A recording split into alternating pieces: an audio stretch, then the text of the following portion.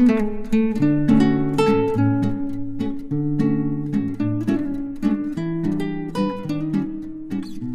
হোক সমৃদ্ধির পথে।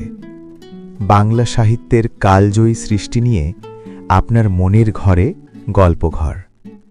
আজকের অডিও বুকের আয়োজন বিখ্যাত লেখক হুমায়ুন আজাদের কালজয়ী সৃষ্টি দান্তের দোজখ।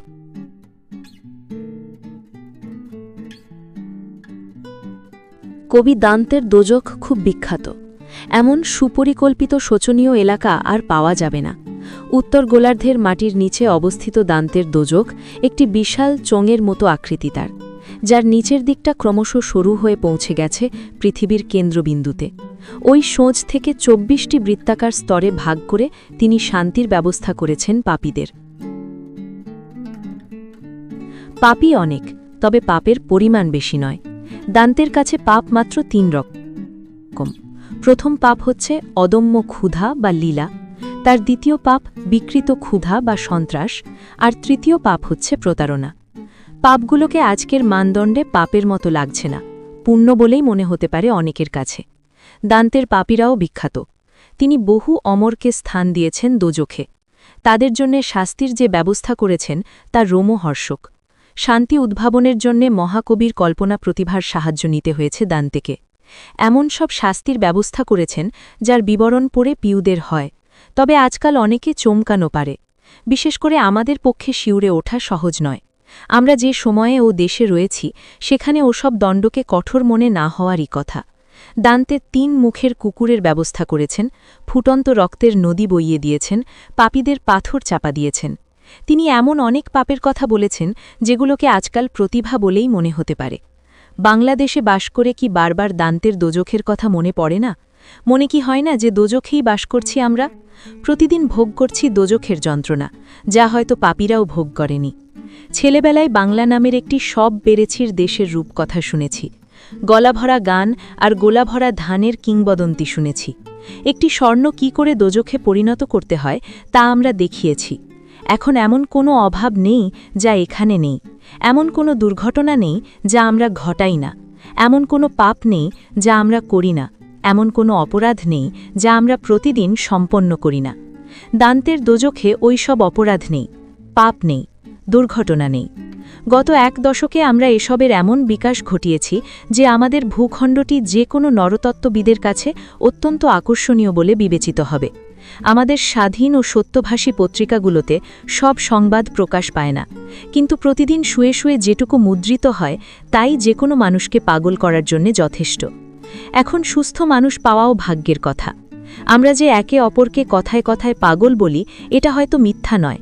যে পরিবেশে বাস করছি তাতে যদি পাগল না হই তাহলে আমাদের মনুষ্যত্ব সম্পর্কেই সন্দেহ করতে হবে।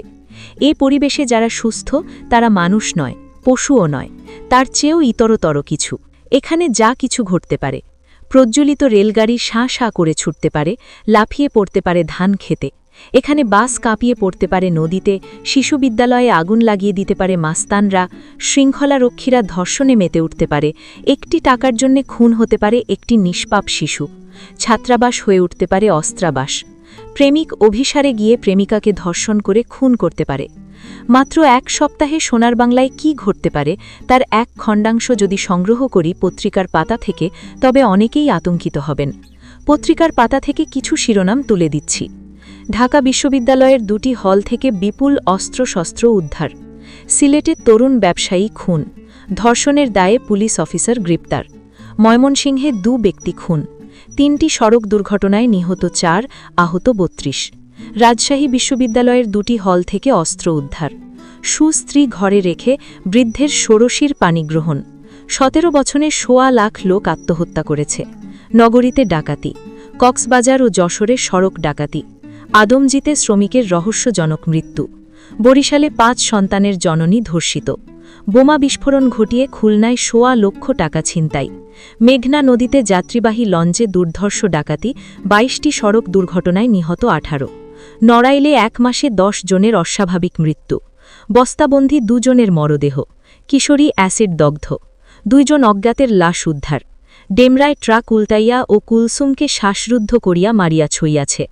টাঙ্গাইলে হত্যার দায়ে ১ জনের মৃত্যুদণ্ড। ইঞ্জিন চালিত নৌকা দুর্ঘটনায় ২৮ জনের প্রাণহানি।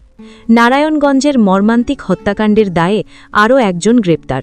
রাজধানীতে পুলিশের ২টি রাইফেল ছিনতাই।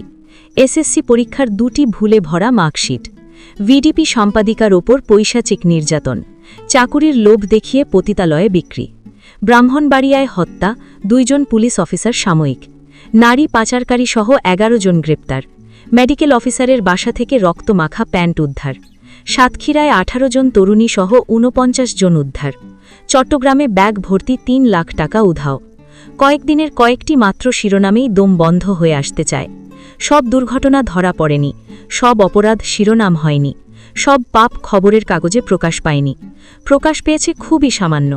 পৃথিবীর কোনো দেশে এত অপরাধ ঘটে না, আমেরিকাতেও ঘটে না এত দুর্ঘটনা।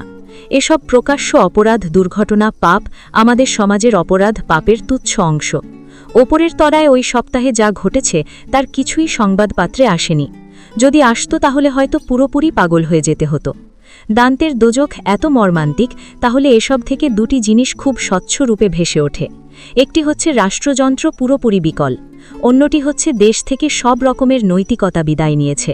রাষ্ট্র অধিবাসীদের ভাত দিতে পারছে না, কাপড় দিতে পারছে না, এমনকি হাজার হাজার উর্দি পরা শৃঙ্খলা বিধায়ক থাকা সত্ত্বেও দিতে পারছে না ন্যূনতম নিরাপত্তা। সড়কে নিরাপত্তা নেই, গৃহেও নেই, জলে নেই, স্থলভাগেও নেই। বিকল হয়ে পড়েছে সবকিছু। রাষ্ট্রযন্ত্র দেশবাসীকে করে তুলেছে দান্তের দোজখের অধিবাসী। নৈতিকতাও কোনো অলৌকিক ব্যাপার নয়। কোনো পুণ্যগৃহ থেকে বা গ্রন্থ থেকে নৈতিকতাও মানুষের মধ্যে সংক্রামিত হয় না। ভালো মন্দের ধারণাও সামাজিক, রাজনৈতিক, রাষ্ট্রিক। রাষ্ট্রযন্ত্র বাংলার অধিবাসীদের ভালো মন্দের বোধও নষ্ট করে ফেলেছে। অথচ মৌখিক নৈতিকতার ছড়াছড়ি চারপাশে। পীরে দেশ ভরে গেছে, মুরিদ উপচে পড়ছে। নামাজ, রোজা, আজান, হজ সম্প্রচারিত হচ্ছে রঙিন, কিন্তু চারপাশে অনৈতিকতা। কোনো সমাজ যখন অন্তরে অনৈতিক হয় তখন মৌখিক নৈতিকতার বাড়াবাড়ি করে। বাংলাদেশে এখন তাই হচ্ছে। সোনার বাংলা বলতে এখন ঠোঁট জড়িয়ে আসে।